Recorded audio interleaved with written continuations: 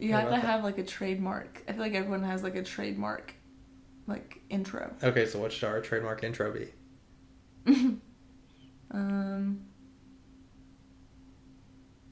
This is taking too long. This is bad podcasting already. We have to just start over.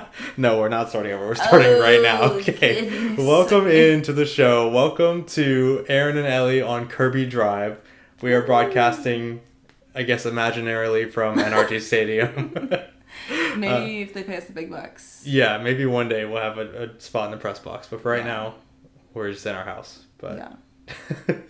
With our dog, Kirby. Yes. So the name is actually perfectly fine and legal and nice. And Cal McNair is not looking for us right now. So, so actually, we trademarked this name.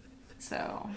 Yeah, well, welcome in. My name is Aaron Trevino. I have been a sports fan pretty much my whole life. I've been playing sports since I was like 3. Really started getting into professional sports when I was about 12. I think was the first year that I went to go see the Texans play. I've had season tickets since since the Texans were born. I'm 2 years older than them. So, not really flexing anyway. But, Yikes. You know, been at most of the games since then. It's been a lot of fun to watch, I don't know, the Astros win the World Series. James Harden had that run in the mid-2010s that was ridiculous. So I've had a lot of fun being a sports fan. Big Houston people. Yeah, big Houston people. And, you know, I've been super into sports this whole time. That is how my wife got kind of pulled into this whole thing by association. Yeah, I'm Elle Trevino, and I have not been as much into sports my whole life as Aaron has, but I just never played sports growing up. I guess I just found myself doing other things. I have no idea, but like my dad would always watch sports and stuff like that for as long as I can remember, and so I remember he really is like a fan of the Astros, and that's where I kind of got pulled into things like sort of initially, like when they had their World Series run in 2017. We won't talk about that. But that's where I got like super pulled in. Like all like our friend group was like super excited. Like Aaron was at the satellite game in Minute Maid when they had won. Like it's like, oh my gosh, like I guess like the Astros are good now or whatever. And so, but then like whenever we started dating, Aaron would ask me to go to Texans games with he and his dad and sometimes his mom. You pretended to be a Cowboys fan for a long time just to try and get under my skin. Yeah, which, oh my gosh, don't let that be on the record because, oh my goodness, I'll take that one to my grave. Yeah, no, a lot of my friends at church were Cowboys fans. I don't know about a lot. Oh, I guess. Yeah. Mainly to spite you. Yeah. Mainly to spite you. Because I didn't really know anything about it at that point. Uh-huh. But I started going, I got more involved, and then especially this past year with C.J. Stroud being drafted, Will Anderson being drafted, and then just like D'Amico Ryan's coming in. Like it just kind of felt like a whole new, fresh team that like, I don't know. Like it just felt like, oh my gosh, like this is something I can get behind. Mm-hmm. And so there was like a new energy, I guess, like with the city and all that stuff. And yeah, it's funny how, you know, like, because I started going in 2012, I really had no interest in watching the games live or even on TV before that point. And I, you know, started playing football, I think, when I was 11 or 12.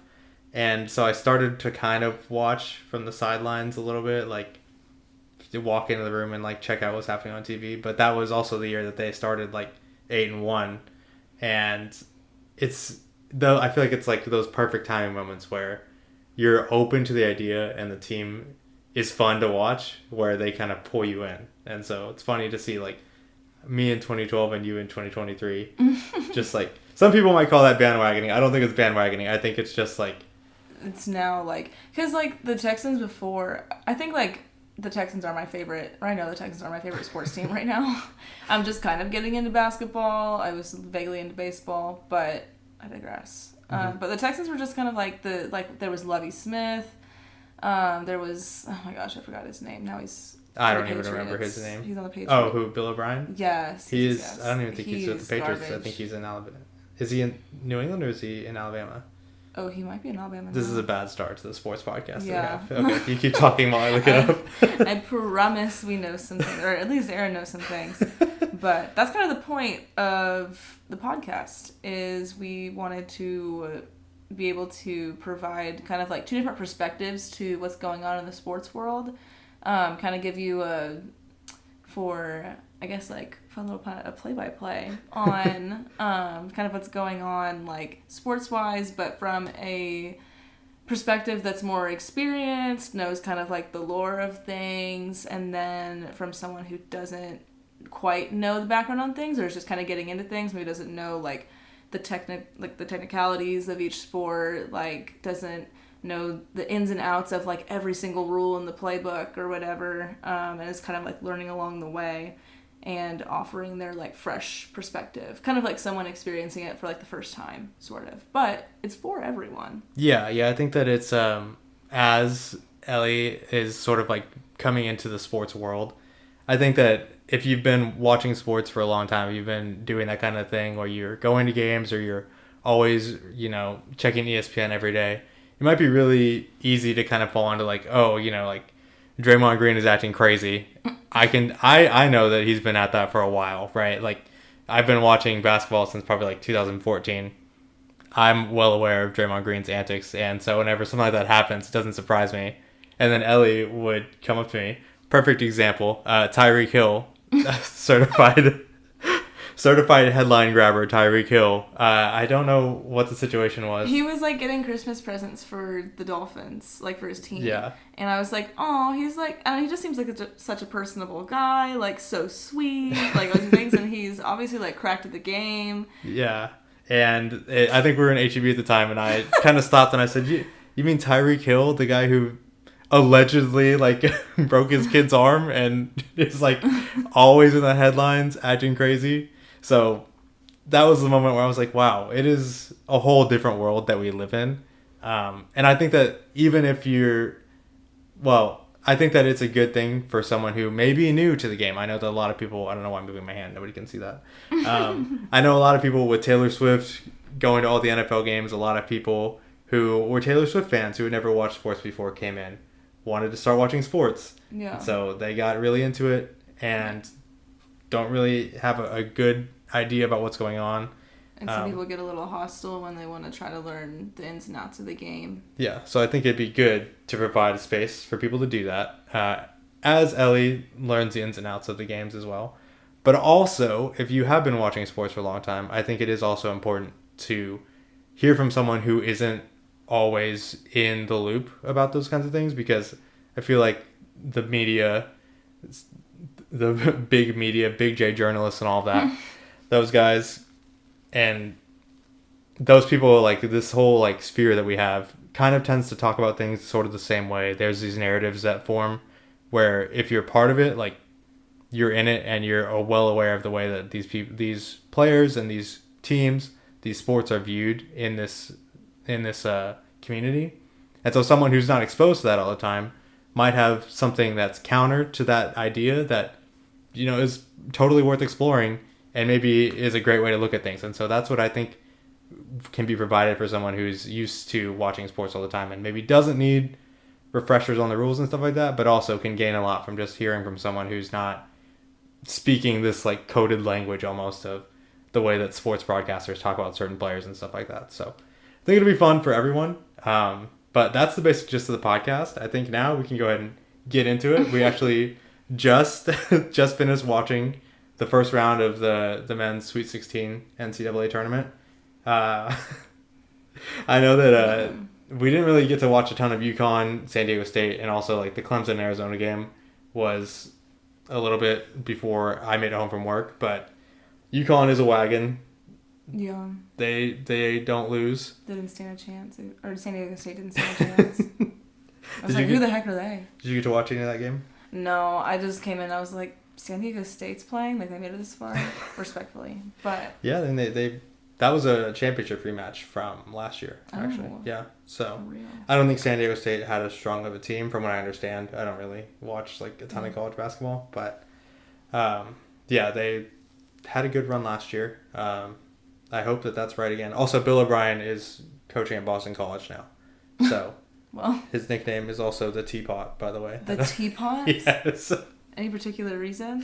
No. Oh, okay. I don't know. That's just what Wikipedia says. Nice. I wonder if someone randomly just like put that in there, like, oh, he's a teapot. Yeah, I don't know. Maybe because he's round. Maybe because he has a spout on the bottom of his chin. I don't know. Who knows? Oh, that'd be kind of mean. It would be kind of mean. He's not a good coach, but that'd be kind of mean. Yeah, everybody deserves compassion. But but let's be real. Yeah. So the early games, UConn cracked. Clemson shocked the world. Arizona, big letdown. So disappointing. I thought without beyond a shadow of a doubt that Arizona would make it, but they've also, I saw a stat that they have not made it past the Sweet 16 two years in a row, both by teams that are lower seeds than them, which is kind of upsetting. This is the third year in a row that this has happened to them. So they're world-class chokers is what you're saying. Basically. Which kind of sucks because I chose them to go forward in my brackets. So they let me down. Yeah. And I mean, hey, this is, speaking of the whole premise of this podcast, this is the perfect time for people to get into it because I feel like the NCAA brackets is even if you know exactly what you're talking about in college sports, college hoops especially, doesn't matter. Nobody knows what's going to happen. Got busted. Yeah, nobody knows what's going to happen. And also, you can feel like you're really, really, really putting something nice together whenever you build your bracket, even if you have no clue what's going on.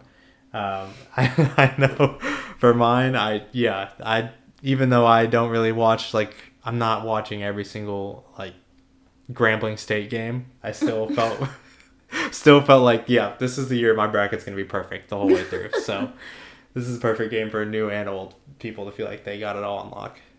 Seriously. But Clemson ruined that tonight. So they did, which, hey, I didn't even really know they made it this far, so props to them.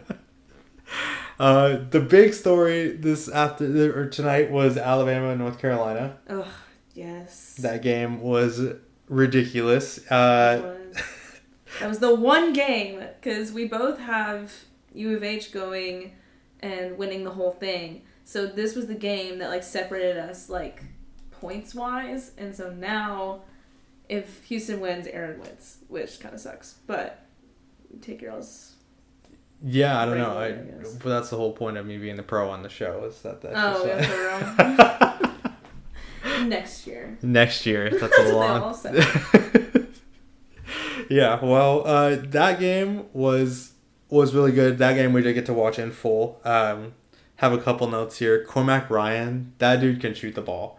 That's the quintessential definition of a white guy who can shoot the thing. He was pulling up from wherever. I got to watch him in the end of the season tournament as well. He was lights out from three. So Cormac is also a crazy first name. Shout out to him. That is cool. Was he the one who blocked it at the end? No, that was Grant Nelson. Dude. Now, Grant Nelson down the stretch, he had 6 points the first 2 games of the tournament. Oh my gosh. And he scored 20 plus tonight. He had 5 blocks, including he had the last 7 points for Alabama. They won 89-87. Barely squeezed it out. And he got the final block of the game whenever he blocked the full court attempt.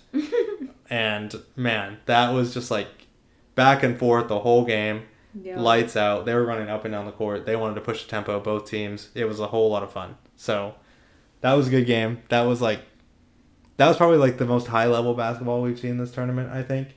Really? I think a lot of the other, a lot of the higher seeded teams, they played good games, but I feel I don't know, because I consider that a good game because it's going back and forth. You're not it's not like UConn and San Diego State where it's all right, well, UConn's winning. Yeah.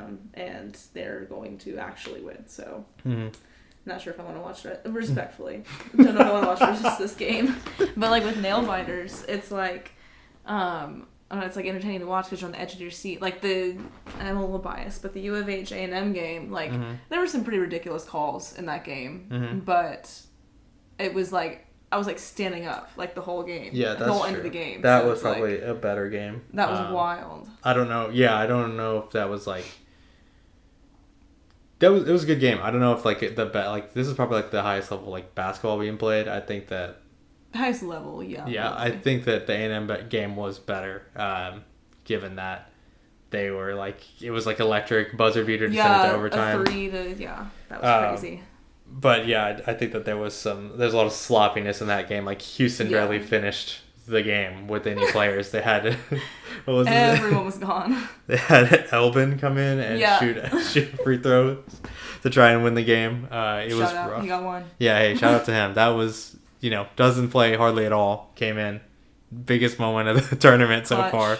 Clutch City. Hit one. Good for him. The game after that, Illinois and Iowa State, not as high flying, a little bit choppier inside, but Illinois got it done. You also picked Iowa State to win that one. I also did. But you say you don't watch college basketball. I really don't watch college basketball. So I was like, ooh, I'll just pick a few upsets here and there. Like 2, I think. But the rest I just kind of picked the higher seed because I was like, surely. Yeah. Also, don't call me Shirley. But there's... Surely it would end up like that, but no. What was the first game in the first round? It was the BYU Duquesne, is that? Yeah. Duquesne, yeah. Literally was going to pick Duquesne, and then I was like, no, but they're like lower seed. Should have stuck with my gut. Yeah. Well, to be fair, this game, I didn't have either of these teams even in it. I had BYU beating Drake in this round, so neither of them made it out of the first round. Wow. So I can't really get on you for not picking it. I still have Baylor at this round. I think I had Baylor beating Arizona. Yeah, I had Baylor beating Arizona in this round. So I was big busted for this. Yeah. Well, hey, that was today's slate. We got NC State and Marquette tomorrow. I think NC State's got a chance to win that one. I think so too. Gonzaga versus Purdue. I think Purdue, honestly. Purdue can't be stopped at this point. As like from what I've seen, again, they played Grambling State and then I think Utah State. Not powerhouses at all, but Zach Edey is a monster, and I think they dropped 100 in the first round. Ridiculous. Duke versus Houston is probably going to be the best game, I'd imagine. I think it's going to be. I don't know. Like I said, I think it's 2 powerhouses. Yeah, but I think Duke is kind of like. Who was the other team that I said was the bad guys from? I think Duke is definitely like the bad guys in every like. Well, it was Nebraska, I think. Maybe Nebraska. No, it was Kansas. Oh. Kansas is the bad guys from any like movie made in the 80s about like Russia. Whenever the Cold War was still going on. Oh my gosh. With their center. He is definitely like an Ivan Drago kind of guy. But Duke is always like the bad guys. They put me in the mood like they're the bad guys from every sports movie about integration, like where people of color are allowed to play. So Houston's team of destiny as far as I'm concerned, especially they play scrappy. Jamal Shead is so good. Yes. He finds a way to win games whenever he has to. Super clutch. So hopefully U of H can pull it out. Gosh, I hope so. Or else I don't know what I'll do. I'm really in the dumps. Well, Mattress Math probably loses his bet. Oh my gosh. Yeah, I'm sure he will. Unbelievable. I think Creighton, Tennessee, I guess Dalton Connect is pretty good. I don't really... Whatever. I don't know too much about those teams. I think I might have picked Tennessee to... I don't even know, actually. I probably didn't pick either of these teams to be here, so... Yeah. Embarrassing. But the real story coming tomorrow, the women's Sweet 16 kicks off, and we've got some big names going at it tomorrow. Oregon State versus Notre Dame. Anna Hidalgo. Oh, yes. Yeah. Is a baller. And she's correct. I think that Notre Dame is going to pull it out because of that. But you actually had something listed before that. Sorry. Oh, no. You're totally good. I saw on SportsCenter or ESPN SportsCenter, whatever you want to call it, the estimated NIL portfolios on the NCAA players of this tournament, women and men. Mm-hmm. Like how much they're projected to make. Is that what that is? Yeah, their value or whatever. Yeah, their like value. Projected NIL value. Yeah. The first 3 are women. Okay. Who are Caitlin Clark, Angel Reese, and Flau'jae Johnson. Flau'jae. We love Flau'jae. We love Flau'jae. It's that juice. Her green juice. Her green juice. She also, her new song is out, so okay. Go stream that right now. Okay. Let me find it. Obviously we can't play it, but it's got a, what's the name on it? Dang, she can do NLE Choppa. Oh my gosh. So we got the other, but then the fourth, Flau'jae Johnson and Jared McCain are tied for third at 1.1 million. Jared McCain is big on TikTok too, isn't he? But I was gonna say, like, I'm not in, so like don't bash me for not knowing these people. But like I just don't personally know the dudes, like Rob Dillingham. Mm-hmm.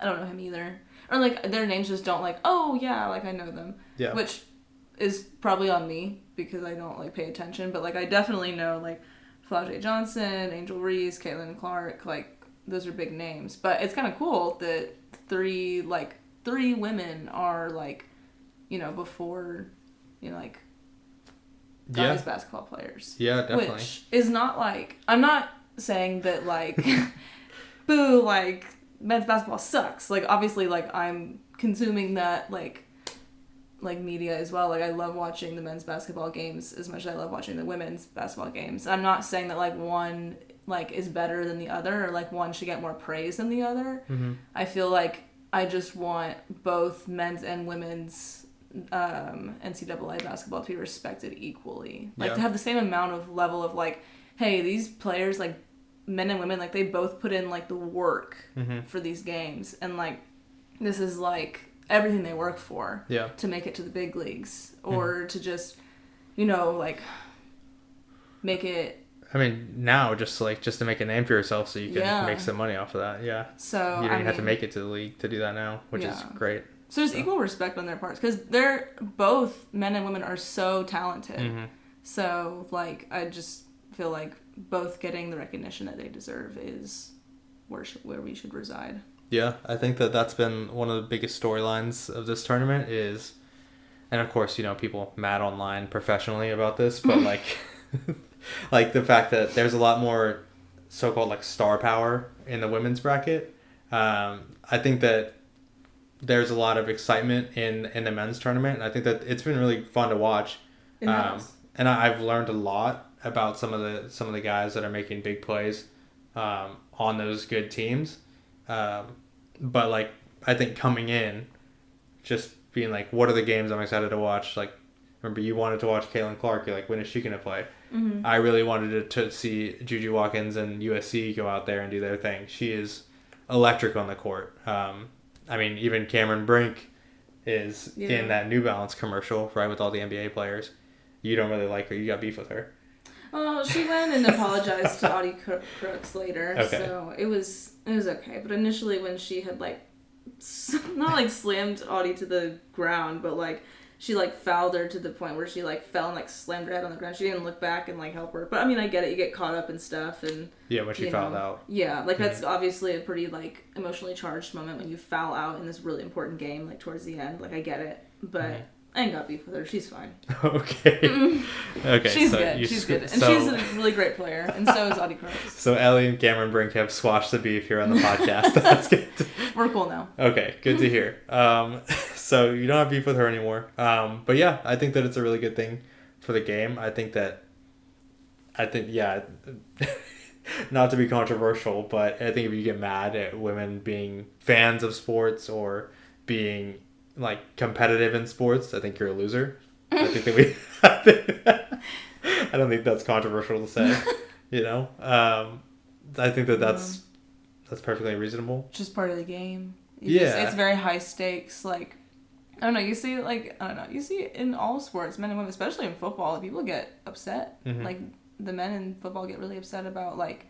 If something happens or if a call gets played they don't like. I mean, like, everyone was bashing Patrick Mahomes because of all the, like, calls that they got, the offsides calls on, what's his face? Butterfingers, yeah. You thought you were his name. No, I know his name. It did not come. It didn't come to me in the moment, but I know who he is. Oh, trust me, I know who he is. Okay, well, I guess we're not going to get Kadarius on the podcast anytime soon. No, sorry, Kadarius. But no, everyone was getting upset at Patrick Mahomes for being so upset about all those things. And, like, say what you want, but, you know, like, he's a winner. He likes to win, you know? And he wants to, you know, go to the Super Bowl and win the Super Bowl. And so he's going to get, like, riled up about this stuff. And, like, I don't know. Don't hate on the men. Don't hate on the women for, like, getting, you know, into their game and, like, involved and, like, attached to their... Like, you know, obviously don't go, like, overboard. Like, don't be, like, hurting people, like, intentionally and stuff like that. And, like, don't, like, disrespect people and everything. Like, keep it cool, but, like, you can be passionate about the game that you're playing. I feel like that's pretty obviously okay. Yeah. Yeah, I think that's one of the... I mean, like, that's one of the biggest things in, like... This is Women's History Month while we're recording this. Oh, period. So that's one of the biggest things I think that women deal with in all phases of their life, right? It's like a man can be passionate about something and he can just be passionate. But if a woman is passionate about something, like in the workplace, for instance, she's like, you know, she's shrill, really like combative and like a bad person, someone who like you don't want to be around, a B word, if you will. Yeah. Like the the Parks and Rec skit where it's like the councilman's like, oh, it's your time of the month. That's why you're getting so worked up.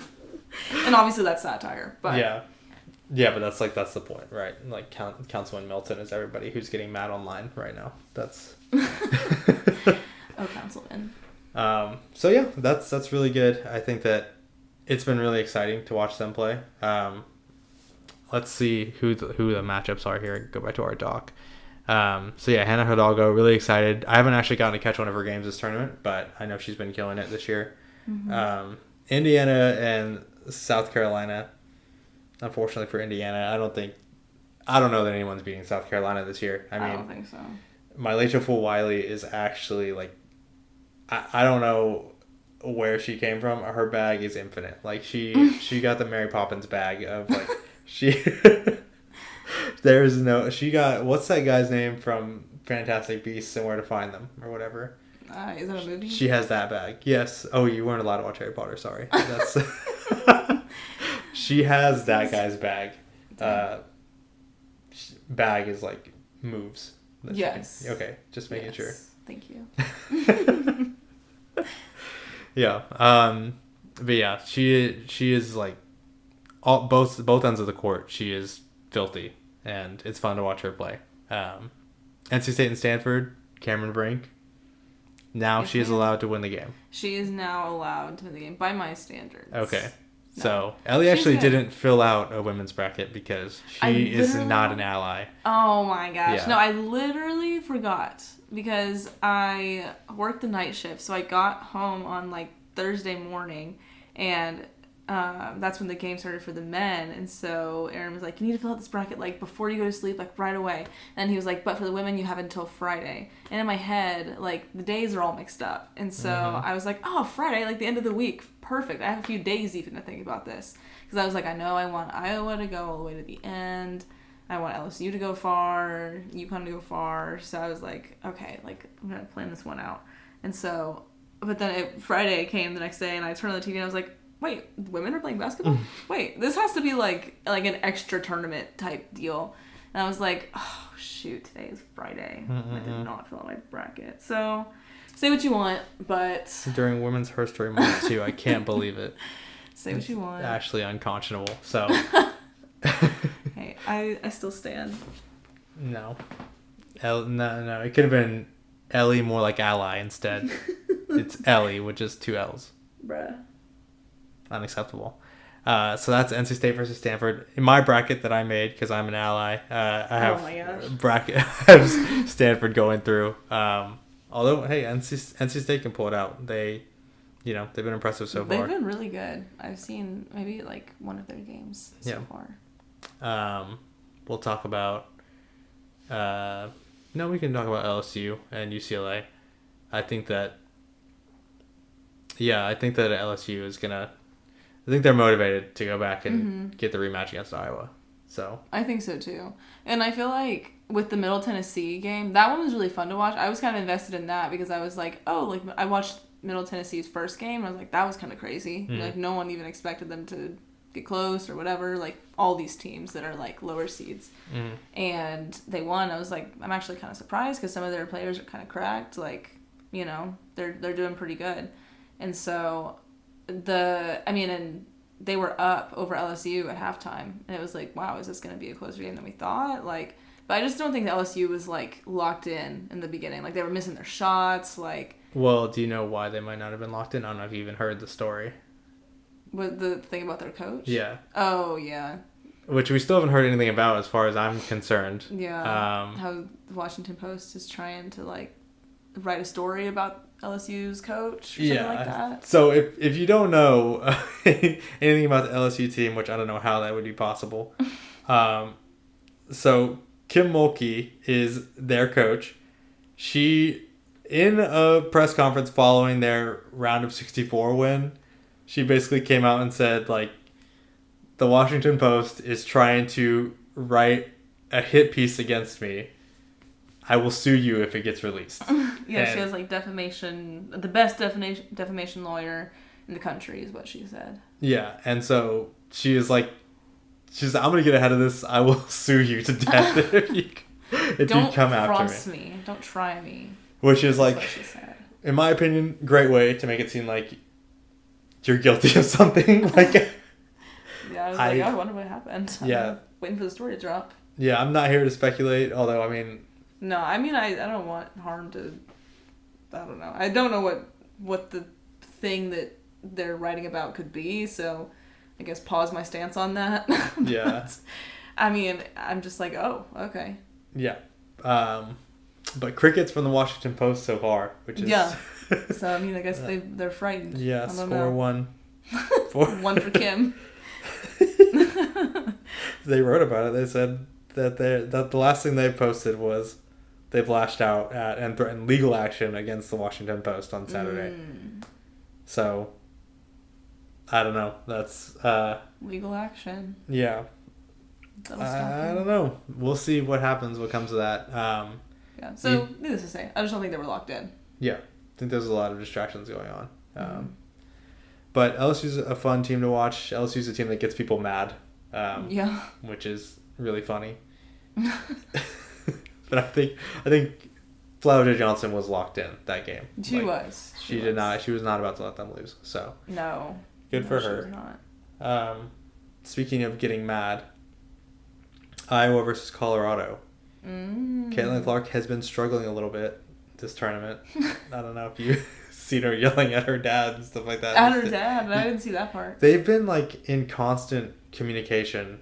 Like, during the games? Yeah, like, it's very strange because they, like, I don't know, I don't know where he's sitting. Also, you had a question, like, if her parents were together. I have no idea about that. And neither does the internet. I looked it up. Okay, so you don't know if they're... And I just feel bad, too, because, like, if you want to, like, be, like, the outer, like, sit on opposite sides of your kids, like, you can do that and still, like, be together. Like, I don't want, like, everyone to, like, be... It's already hard enough, probably, for, like, the press to be involved in their life. Like, if they just want to sit on opposite ends of their kids, like... So that's the situation, is they're not... Yeah. They have kids in between them. Yes, they have kids in between them. So it's like, I looked at that and I was like, oh, well, let's not be dramatic, guys. Like, they're probably fine. Yeah, because let's not make this a bigger deal than it is. The broadcast cut has, like, her dad in one frame, and then the dividing line, and then her mom.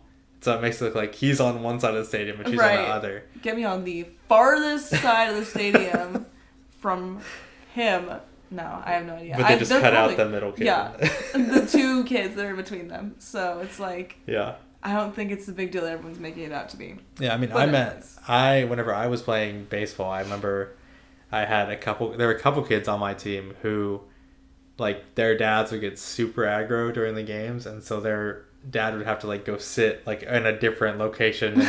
Like, their wife would make them go sit somewhere away from them, so they'd have to be, like... either, like, annoyed or with them or, like, associated with them whenever they inevitably got in trouble. So I get it. And that's probably like one of the likely, like, reasons for why they're doing that. Yeah. You know? It's like, all right, everyone, let's sit down. Maybe find something else to go and look at because it's not the deal you're making it out to be. But one of the things that I think has been really weird to watch has been like the way that Caitlin Clark has interacted with her dad on like he's in the stands, and she's been like hasn't been playing up to her game. I think even she would admit that she's clearly very frustrated with the way that she's been playing. I mean, she scored 27 and then 32 in the first 2 games. So yeah, I would love to have her off days be my off days. Right. Like, if my best days could be her off days, I would kill for that probably. She's 1 point behind Paige Bucher. Mm-hmm. Is that her name? Yeah, she's 1 point behind her. Yeah. So Gino was right, but we'll get to that in a second. Yeah, I don't know. He's like, she was very frustrated, and at one point he's like, "Can you stop? Like, just stop. Like, calm down." Like, and she's like, talking back and forth with him. I don't know. Really? Yeah, it feels weird to me. Something else that happened in like the SEC tournament, like SEC championship game, where Camila Cardoso for South Carolina like ran over. I think it was. I don't think it was Flaujae, but it was I don't remember who it was, but it was Flaujae, I think. Whoever it was, like their brother, like jumped over the scorer's table and like ran onto the court. Got arrested, and like had a couple other people jump over with him to like try and break it up. I do remember that, yeah. But I don't know what it is. It may just be like it's still like in its infancy, and like I think that the way that it is, like maybe women only have like their families to rely on in those moments, like all the way through high school. I mean, I know that like the men probably have like tons of different coaches and trainers that they have been like working with their whole lives. They have camps and everything, and I'm glad that more and more that stuff is showing up for women now, because I feel like it's mainly been the lack of attention and funding and care and like and like general interest from the public that's led to the gap between men and women's basketball. I mean, you look at basketball in like the 50s and like besides a couple outliers, like they're like I mean, just look at like James Naismith's like picture in any like historical reference. You'll understand that the game that he invented is not the game that we play today on the men's side. So like things have changed because more and more like top tier athletes are getting good training, good nutrition, and the opportunity to play the game. But I don't know, it just feels like there is sort of like almost like a travel ball like element to this, to where like I don't know, like why is Caitlin Clark like speaking with her dad? You know, like why is that a thing that's happening? It's fine, like it's not a big deal, but I don't know, it's like why is this something that like is like allowed to happen? You know, or like why is this is the environment that it's happening in? You know, I don't know. Who knows? Why are family members feeling, particularly like male family members, feeling like obligated to interject into the games? Like, I don't know. What do you think about that? I don't know. I mean, I know that like, you know, like you want to go and you want to like when you're stressed out and when it's like high stakes moments like this, you're really frustrated because you know you can do better. You kind of like want someone who like has your back, like just to like look at them and be like, okay, like I can just like, and sometimes like in, you know, like bigger arenas or whatever, you know, you just like look at that person and you're like, okay, like just looking at them and like knowing that they're here and like having their presence is just like makes me feel better. But maybe he like takes it a step further and is like, hey, like calm down. But then maybe she's just very worked up in the moment to where she's saying like, but I can't, you know, like I'm so frustrated that I'm, you know, I know I could have made that. Like I get that, you know, like it's very frustrating. Like there have been times where I'm like, oh, I could have done better, or, you know, like, or just playing like silly, like we played intramurals or whatever in college. Like when I would like miss a pass or like, I don't know, like we had like one more down to go and we just didn't make it. I was like, oh, I know I could have thrown that better. I know I could have, and I was like, don't talk to me. I don't want anyone to talk to me right now. Do not even look at me right now. And so maybe she's like, I just, you know, on the opposite end of that, like I don't want anyone to like look at me. So like, don't talk to me. And so that's maybe why the banter. I don't know, but you would think her coach would know her well enough to that's interject and be like, yeah. Hey, I guess it's just okay. Like I don't see that in the men's tournament. I just don't really have a great explanation for why that is. Yeah. Which, I mean, if it doesn't distract you, like... Yeah, not a value judgment at all. Like, obviously she can do whatever she wants. Like, yeah. It doesn't matter. But it's just interesting that that's, like, the type of thing that we see on, like, the women's side. It's, like, I don't know. Like, a lot of the discourse about, like, her brother jumping over the stands is, like, oh, yeah, like, I would have done the same thing for my little sister. And it's, like, that feels strange to me. Like, I don't know. Like, I get, like, I'm not saying, like, oh, I would never protect my sister, you know? But, like... Mm-hmm. I don't know. It almost like robs. I feel like it almost like robs them of like their agency. Like these are almost professional athletes. Yeah. And like they've got people around. Like there's security. There's like, you know, people to like protect them. Is that the problem? Like that there's just lack of security. Like that he felt like he needed to go and like protect her from like. I mean, she got like laid out, but like nobody was gonna like. Nothing was gonna like pop off. Like nothing. Yeah, I feel like there's enough like people there to be able to like stop those things, right? Yeah, I don't know. So who knows why it is? I just think that it's a weird like. I don't know. I don't want to describe intention or anything, but like it just like strikes me as like, oh, like the like, you know, like men go handle yourselves, but like the women, like we have to protect them, and it's like they're fine. I think they're gonna be all right, you know. Like I don't know if you'd rush the court if you're like your brother was getting. Like, if your brother got thrown down, you know? Yeah. But I'm sure some people would, you know, maybe. Yeah, some people just want to fight, but, you know. But, yeah, I don't know. It's probably more likely to be like, hey, I need to...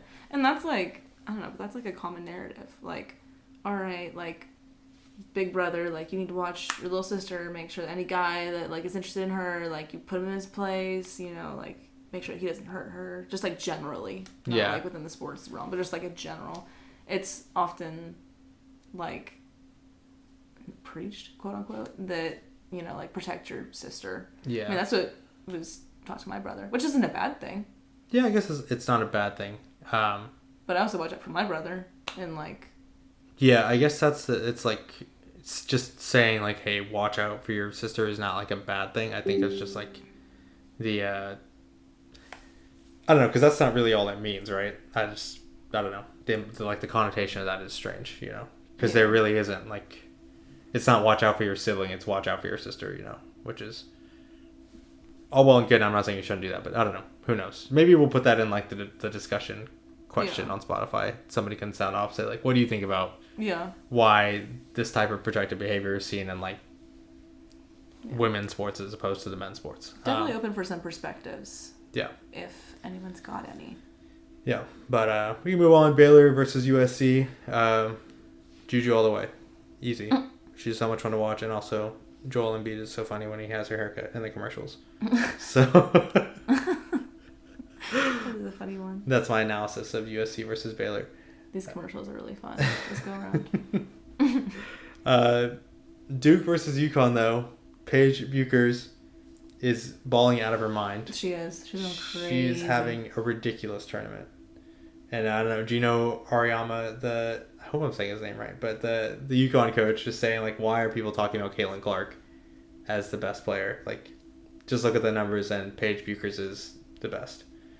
Dang. Which, this might be helpful context. Like, 2 years ago, so Paige missed all of last season with a torn ACL. Dang. So she didn't get to play at all. The year before that, she was like shooting promos with Steph Curry. She was doing all the things that really like it was like Breonna Stewart was like really like one of like the first ones that I can remember where people made commercials about her. She won the national championship with UConn whenever they like never lost a game for like 3 years in a row or whatever. She went to the WNBA. I'm pretty sure she's an MVP, probably multiple at this point. And then it was Sabrina Ionescu, who's playing in Oregon.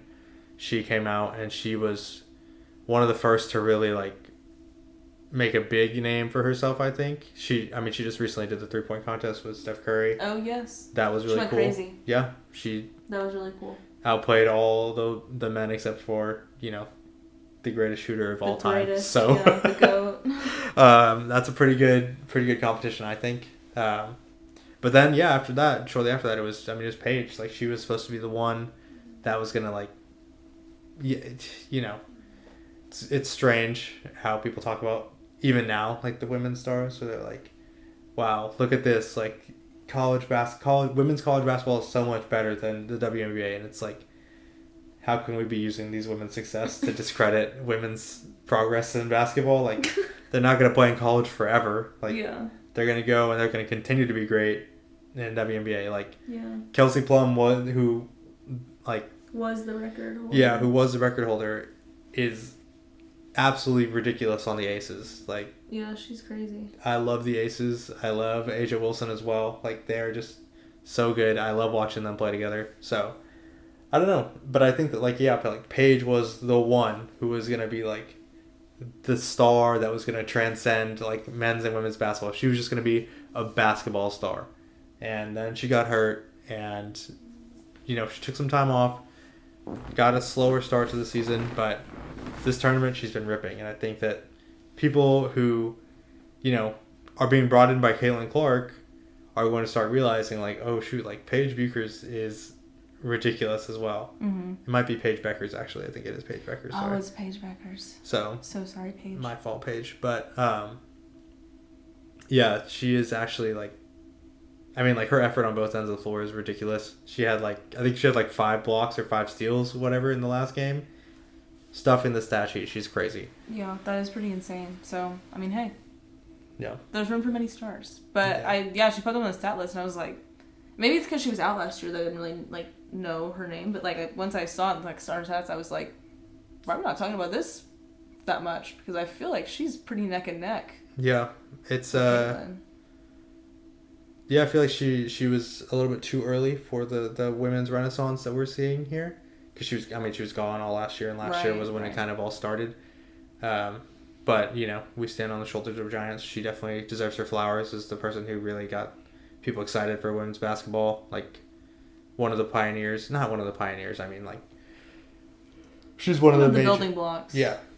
We wouldn't be where we are without her contributions to sport. So, shout out to Paige. Salute to Paige. Beckers.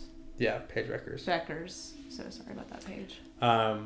But that's the NCAA tournament run. NCAA Texas and Gonzaga. Run. Oh, Texas and Gonzaga, yes. Who's on Texas? That's really good. Madison.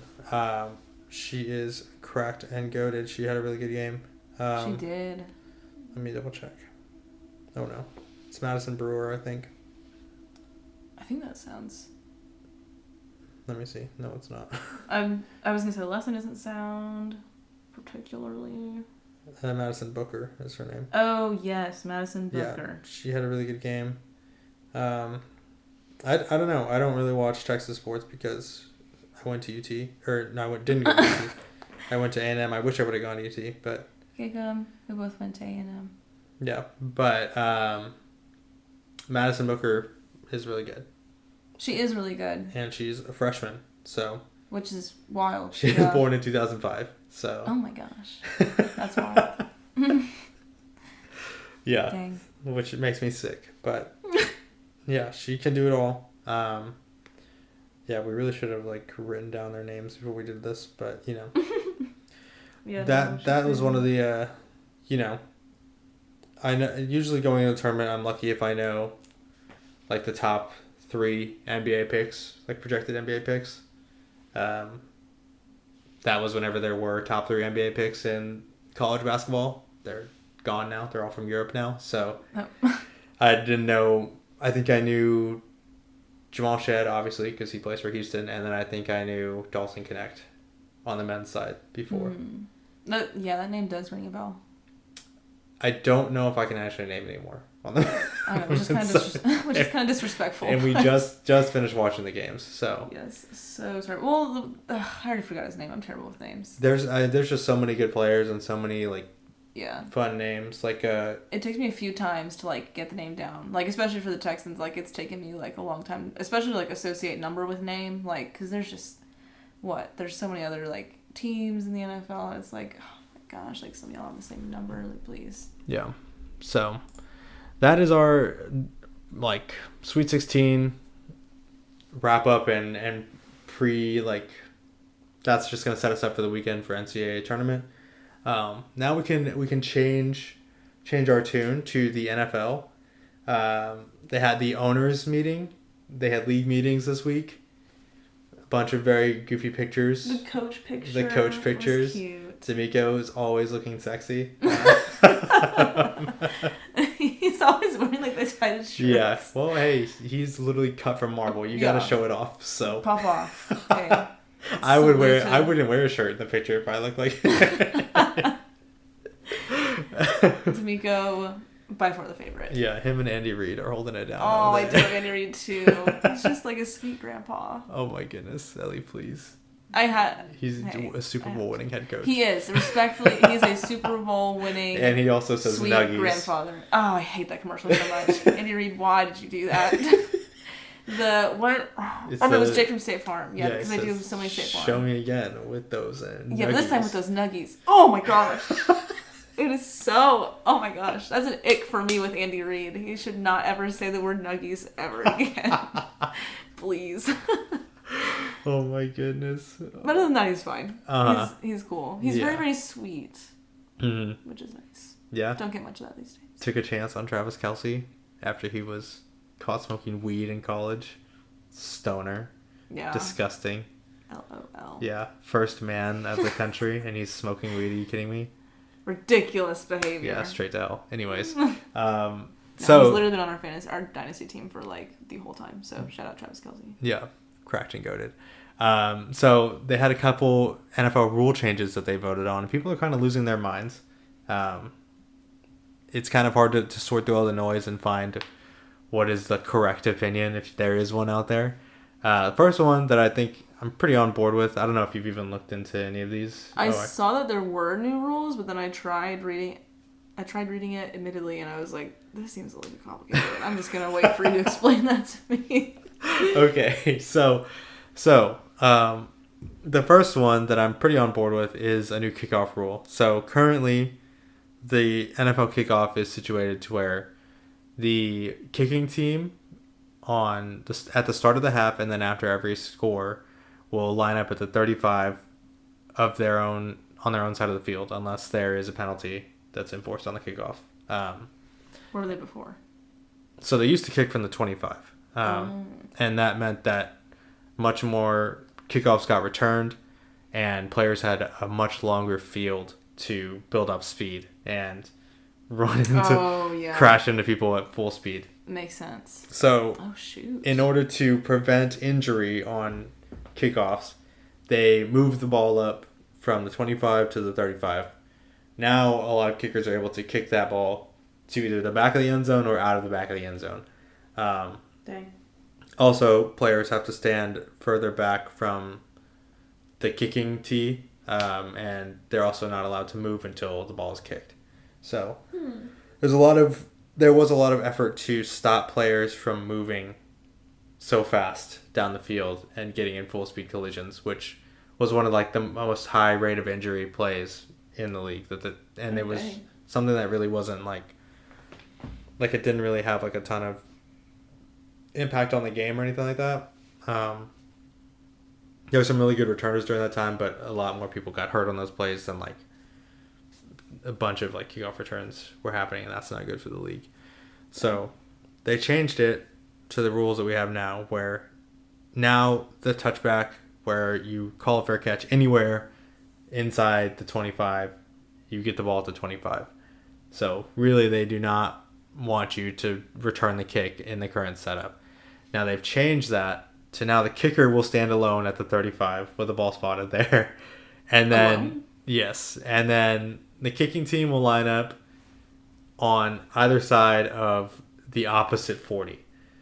So there will be two lines. The opposite 40. Kicking team and the return team will be lined up on either side of the 40. Let me pull up the diagram that I have here. Audio listeners, you're all audio listeners this week. I will try to explain it to you the best I can. My hair doesn't look fantastic today, so I opted to not do a video. Yeah. So blame her. So basically, rather than have everyone line up alongside the kicker, the players will be lined up at the opposite 40. There will be a green zone here between the 20 and the goal line where the returning team can have up to 2 kick returners. And so the players standing on the kickoff start line and the players standing in the setup zone for the return team cannot move until the ball either touches the grass in the landing zone or touches a player in the landing zone. What? And then you can go and return the kick as you want. But it will stop, so you'll have greater incentive to not just kick the ball through the end zone every time, basically. So that will be helpful because only, I think, 20% of the kickoffs got returned last year in the NFL, which at that point you might as well just not have a kickoff, just start with the ball at the 25, because in the Super Bowl, I think there were 10 kickoffs, not one of them got returned. Dang. So why are we even wasting time like having these guys just sprint down the field? That's fair. For no reason. Get a nice jog in. Yeah. Well, it's special teams, right? Mm-hmm. Yeah, well, get them some action. Yeah, which is like a lot of guys make their career, like you can't really contribute at a high level on the offense or defense. You can chip in on special teams, and that's how you can stay on a roster for years. So this is their moment, sprinting down that field. Yeah, but if it just ends in a touchback every time, you don't necessarily need to keep guys that are specialists on the roster. That's fair. So this is a new way that they're going to try this. I think it's going to be pretty good for the game. I think more people are going to be able to return. It's going to be less like high velocity contact, which I think is good. And I think that pretty much every kick will be returned now, because the kicking team has an incentive to try and pin the returning team back inside the 20. So it'll be exciting to see how that plays out. I know that a lot of people are mad just because people like to get mad. It'll look very different, and for some people that's the end of the world. But the one that people are really mad about is the hip drop tackle ban. That I need some explanation on. So basically, they are now enforcing a 15-yard penalty on anything deemed a hip drop tackle by the referees. Yeah, 15 is crazy. Well, it's the same thing as a horse collar, basically. Oh. So a hip drop tackle, we'll get a definition from the NFL football operations website, is anyone who grabs the runner with both hands or wraps the runner with both arms and unweights himself by swiveling and dropping his hips and or lower body, landing on and trapping the runner's legs at or below the knee. Eesh. So we've had a lot of injuries happen because guys who are smaller typically than the person they're tackling, rather than trying to like drive them backwards or ride them down to the ground from behind, they are opting to grab the player and just basically sit on their legs so that they can't go anywhere. Stops them from moving forward and then brings them down, uses their own body weight against them because they're just sinking onto their own Achilles and whatever, So it makes me feel gross whenever I see it happen. It gives me a panic attack because it's kind of terrifying to see people's legs fold in a certain way. It's oh gosh. Yeah, it's intentionally getting somebody's legs stuck underneath them. It's really terrifying. Now it's been very controversial. JJ Watt came out and said he was against it. A lot of the NFLPA was against it. And so I typically try and side with the players, because why would you ever side with the owners on anything? I don't understand people who do that. But they're not playing the game. Yeah, they're not playing the game. So a lot of players were upset about that, former and current. JJ Watt said, hold on. So JJ Watt said, just fast forward to the belts with flags on them. Oh, I did see that tweet. Which is a little excessive, I think. Although I will, again, very hard to disagree with JJ Watt. Greatest to ever do it, so. Okay. But even that feels like, slippery slope fallacy, where you're kind of don't give an inch because they're going to take a mile. I don't know. I think that I don't think it's going to be as big of a deal as people are making it out to be. Some people are saying, like JJ says, like just make it flag football at this point. Some people are saying defense is now illegal. A lot of people I see online are going with the argument that football is inherently a violent game, which I guess I think that people who are really wanting to like use the word violent like that, like you're a little bit weird, especially if you're not even playing at all. It's like, oh gosh, like, you sign up, you know the risks, you sign up for it whenever you want to play football. And it's like they're like sitting on their couch or something like that. Yeah, and it's like, okay, man, like. Well, I'm sure you would feel differently if you were in that position, but at the same time, that's why you have to like rely on the players to give their opinions. Like, hey, what do you think about this? Because I mean, you actually like you live this, you know. Like, do you feel like it's a harm to your safety to like still have like hip dropping being allowed? Yeah.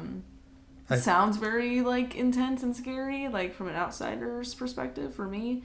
But I mean, like if the players are saying like this is ridiculous, like whatever, you know, like I get that like these players are like craftsmen at their positions, mm-hmm. you know, like they are like finding any way possible to like tackle these people, and they're trying to be innovative about it to make it more effective and efficient to like, you know, stop forward play. Mm-hmm. And so if that's the way that they've like, oh, like if I just do this and like get under them like that, like, you know, they're thinking that they're being like innovative, and like in a way, yes, you know, and like not all the time people get hurt, but it kind of sucks when they do. And it's like, well, yeah, that was like, you know, that was very like crafty for you to think of, but now someone's like hurt, so their career is over. But the Ravens, they lost Mark Andrews to that during the Bengals game where Joe Burrow left, I think, as well. Lamar Jackson went down that game for a second because the same thing happened to him in that game. Yeah, it's just scary for these people, and it's like this is their livelihood. I don't know. It's hard because it's like it's one man's like, I don't know, like forte, like this is like something they've like put their whole thing into is like how can I catch someone off guard by tackling them in a way that they're not expecting it, mm-hmm. but also being like, hey, like we're not up to like kill each other, you know, like we're still trying to all play this game together.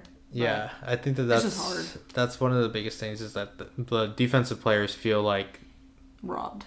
Yeah, like they're slowly like losing ways that they can actually tackle players. Mm-hmm. So you can't hit above the shoulders. Obviously, like the right call. Like we don't need to have any more damage to the head. Like very that's true. Fine. You know, you can't hit quarterbacks and land on them. I think that's a business decision by the league. I mean, we saw this year. Like, I don't think anybody wants to see. I mean, I would love to see Joe Flacco come back in NRG and play another game like he did here, but I don't think Browns fans want to see that. So I mean, hey, if y'all want to come back and do that again, it happens. Like, people get hurt, but like I think that like the NFL is trying to protect their investment because without the quarterbacks, the game doesn't go. That's fair. So I can understand the frustration by defensive players, but I do think that it's a little bit overblown. The NFL executive Jeff Miller, whenever he was talking about banning this over a year ago, he stated that the hip drop tackle was used 230 times last season. Now keep in mind, he's analyzing data from 22,469 tackles. Jeez. So 230 times this tackle was used. That's like 1%, right? Yeah. Already, like, not a huge portion of tackles are this like, I'm sure there were more, like, probably rivaled in levels of, like, face mask, horse collars, roughing the passers called in the same span of, like, same amount of time. Yeah. If not more. So, not, like, something that, this isn't, like, there's, like, a guy who does this, like, every drive of every game. Like, there's, 32 teams that play 16 games. That's not going to do 12. That's a lot of math. I don't know. Like, how many games? 32 times 16. Or 17, actually. This is a new NFL. 544 games. So there's one every 2 games that this happens. Right? So it's not like something that happens all the time. I think that it's being a little bit overblown. But on those 230 times, 15 players missed time with injury. So that's 6.5% of those tackles. People went down with injuries and then ended up missing time. Not just Like, Lamar Jackson didn't miss time. He came back later in the game. But, like, Yeah. serious injuries that keep them out for games multiple weeks at a time. So, I think they said it's 20 to 25 times more, like 20 to 25 times more injuries happen on this type of tackle than any other tackle in the game right now. Yeah. So I think it's something that we'll kind of just come to understand was not a good thing to have in the game. I'm of the opinion that it's like, again, like I know a lot of players, like even like JJ Watt is like disgusted by this. And so I'm not going to full on be like, guys, get over it. We'll see what happens. Mm-hmm. The NFL was not above like going back and correcting something when they know they messed up. I know that sounds crazy the way that they act a lot of the time, but whenever they brought in the challenges for pass interference, they took that out after 1 year because they realized it was not a good change to make to the game. And so they said, okay, back to the drawing board. So they're not opposed to changing this, but I think that's something that I found really interesting in researching for this was that the horse collar was only banned in 2005. Like, you could just do that. It's kind of crazy. For, like, almost, like, over, I think something about Yale wasn't there in 1800s or something, but, like, over 100 years of football went by where people were just just grabbing people by the horse collar. Terrifying. Just grabbing people by the back of their shoulder pads and just yanking them down by basically their neck was, like, a regular part of the game.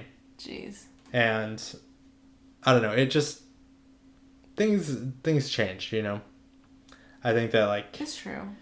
It reminds me of that video that has been going around where like the people who are like, why can't I, like, how is the government going to tell me I can't drink and drive in my own car or something like Yeah. It kind of just reminds you of that where it's this like is crazy. Like, yeah. Things are like things that you wouldn't believe would be outlawed actually turn out to be fine to be like no longer part of it. So I know it's not great radio to be like give like a mild take to anything, but like I'm of the opinion always just like let's wait and see. Yeah, and I feel like it's pretty early on, so I don't know. I don't want to take like a significant stance. Like I don't want to die on a hill yet when I don't really know how it's going to look in practice. Yeah. You know. It's very I saw someone, I think it was the same executive talking about it's like this is not something that you would ever do to your guys in practice. Like this is not something you're practicing doing because you wouldn't ever do it to your own player because it's dangerous. Mm-hmm. So it's not something that's like part of your game even. Like it's just something you do in the moment that is like a dangerous play to make whenever you're already beaten by a guy who's bigger than you. Mm-hmm. So I don't know. We'll see what happens. I think that like people I see a lot are like, how are you supposed to tackle somebody from behind? The biggest part I think is that I don't think you can physically hip drop someone from behind them. Like the definition is like you have to like swivel from their side basically and like land on their legs. Gotcha. Like I think that people are thinking that like every single time someone tackles from behind that's a hip drop tackle, but like which if it turns into that and refs start like calling it like that, that'll be frustrating. Yeah, that'll be a problem. But this Jeff Miller is only saying like what he is defining as a hip drop tackle only happened 230 times last year. So if you're thinking of one like outside of like the ones that have been shown by NFL films or like at the NFL owners meeting to describe this penalty, if you're thinking of like one that you saw in a game that you think will be outlawed, odds are probably not going to be outlawed, you know? So I think just take that in stride and just relax. Of course, that's not like the internet is not designed for that. The internet is to be like either like, yes, this is great and like we need to protect player safety at all costs, or be like, no, we need to protect player freedom at all costs. Yeah, I miss the world is so soft these days. I miss whenever you could just kill people and rip them up and just rip their throat out and step on them, and then also colored people weren't allowed to play. I just missed it's like, what was that last part? Nothing. Don't. I don't know. Yeah. So you know, who knows? I'm not gonna get into the weeds with that, but if it happens to the Texans in like an important spot, I will be either all for or all against. Just we'll wait and see until like every the other moment it happens. The Texans, I will be on the side that JJ Watt is on. Yeah, unless it's called against someone who does it to one of our players, then Yeah, then I'll be like, you know what? That's a dirty This play, is the and you should be best banned. rule in the world. Yeah. You should be banned from the league. It's like the Chiefs like tomahawk chop that they do, where they're chanting and stuff. Yeah, it's not racist until they do it at NRG, and then I'm like, you should stop doing this now. Actually. Always. Yeah, so that's the NFL. We're excited for that to come back. Yes. The draft is in a couple weeks, so we'll get our primer going either probably the week after next, just because the NCAA tournament is still going on. But Truth. We will get back to that in a second. Other big news, probably the last thing we're gonna get to talk about this week because we're already an hour in. So this will be the last thing we talk about. But the Rockets are on a tear. They really are. They H-town. are H going is crazy. Up. Jalen Green, the big joke online. I don't know if you've been in the comments. Not religiously. He's crazy. Yeah. He's a madman. He's ridiculous. Where did he come from? Well, funny part is people are speculating because he just like announced like I think either the birth or like he's expecting a child with a couple different women. So not necessarily all. Well, what I was expecting. Well, he's a madman on the court and maybe an actual madman. Yeah.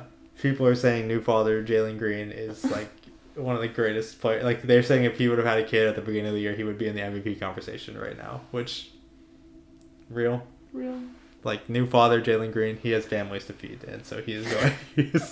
he's playing out of his mind right now, and I'm here for it. Alperen Sengun went down, so he went down. Yeah, he's not playing currently. I wondered why I hadn't heard about him in a while because he's pretty crazy too. Mm-hmm. Oh, that's so sad. When's he gonna be back? I'm not sure, but we'll see. Hopefully the Rockets can extend the season as long as they can, and he can try and, so. But yeah, the Rockets are playing really well. They beat the Thunder last night, right? Last night. Yeah, it was last night. Yeah, last night. We're recording this on Thursday, March 29th, by the way. Probably should have mentioned that at the beginning of the show. But... Well, now it's Friday. It's shoot. 1:15 in the morning. So. Okay, so we're recording this at 1:15 in the morning on Friday, March 29th. So, Truth. But yeah, so they beat them 2 days ago for 2 days ago for us, and also now 2 days ago for you because this will be posted later today.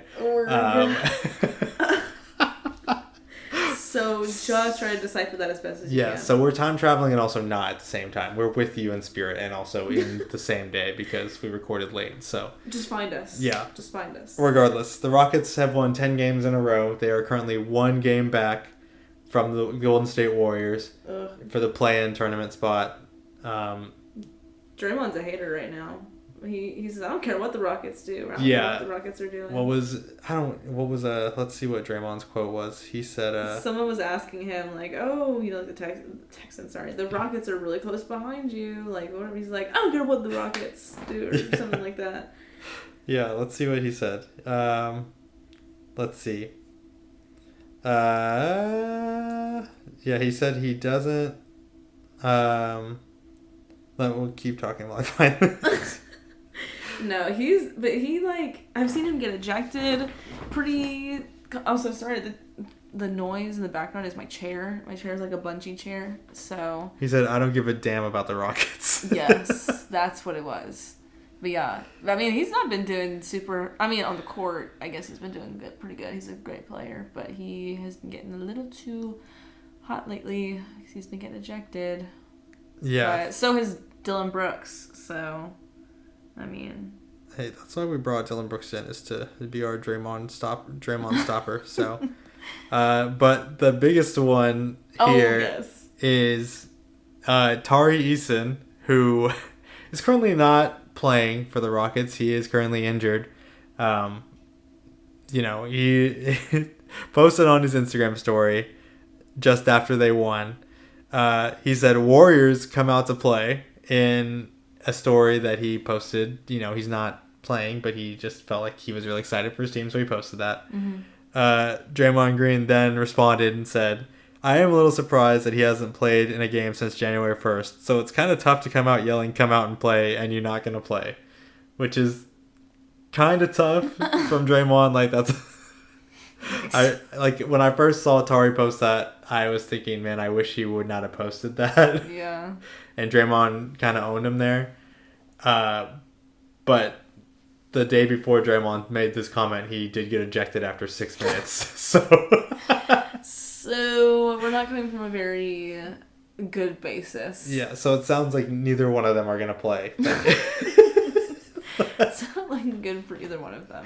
So they Tari can battle it out on the sidelines. I mean, Tari was a big part of our success early in the season, so no disrespect to him. He's just a young guy who got carried away in the moment. And poor guy. He'll learn from this and not, give anybody bulletin board material when it's not necessary. But, he's not playing right now, not currently part of this win streak. And also, Draymond Green is, having Steph Curry in tears. I know. I was like, oh my gosh. Ejected. Steph was like, my man, please. So, Steph Curry is fighting for his life. He is. And the Rockets are fighting for their lives. And Tari Eason and Draymond Green going at it on social media. Yeah. Off the course, they're just going at it. Yeah, so. People that are not playing. I think that's really funny. I just hope that the Rockets can pull it out. Although, Fingers I don't crossed. know. Curry just seems inevitable. Yeah, He's putting that team on his back.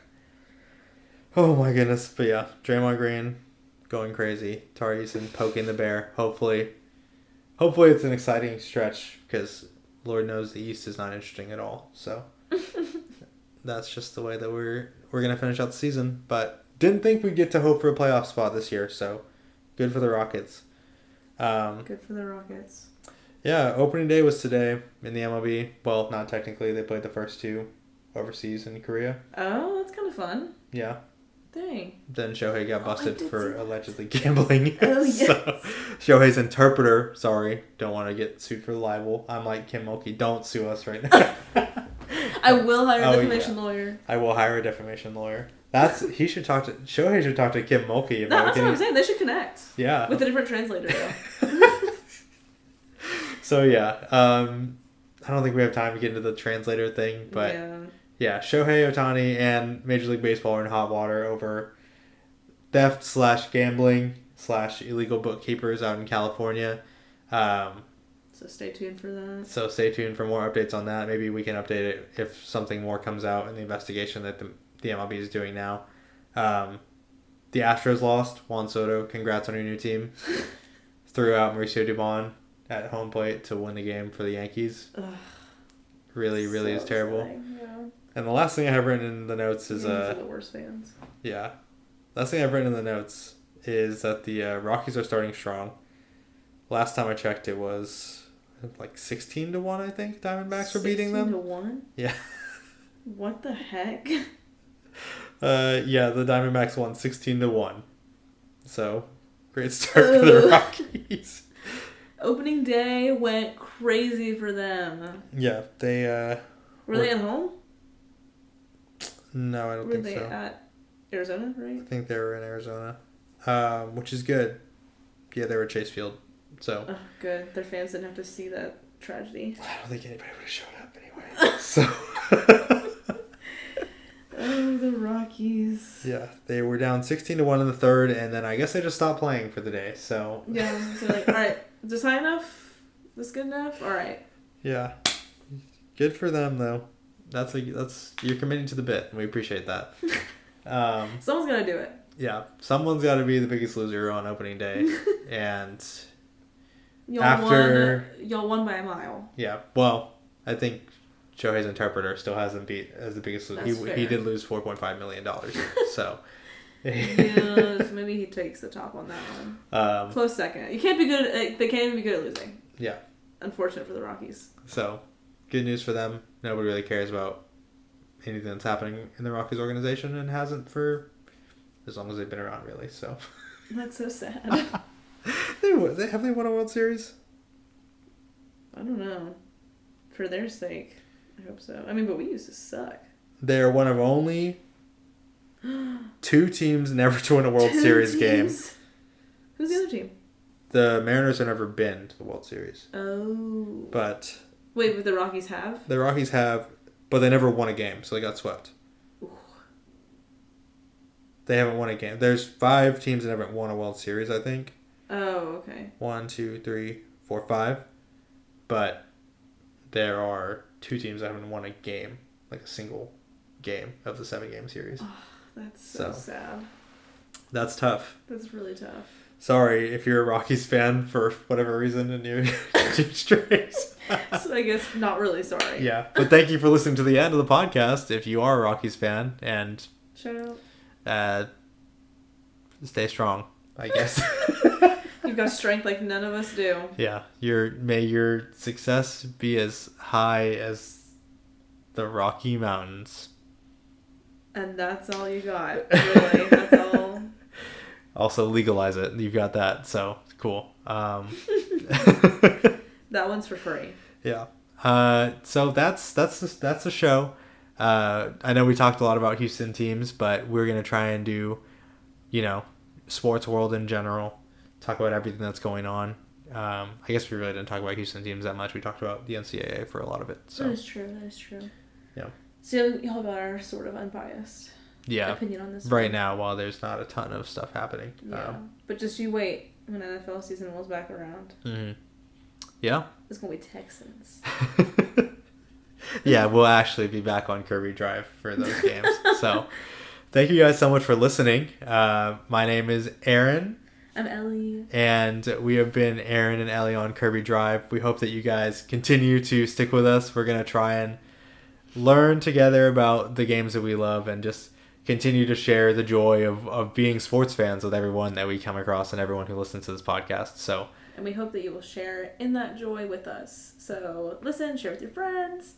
Yes. Let's all have a good time together. Rate 5 stars if you're listening to this. Tell us what you want us to talk about. Yeah, that would be great. Again, comment on people jumping over the scores table in women's college basketball. Yeah.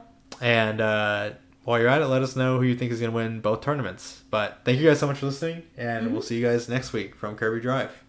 See ya.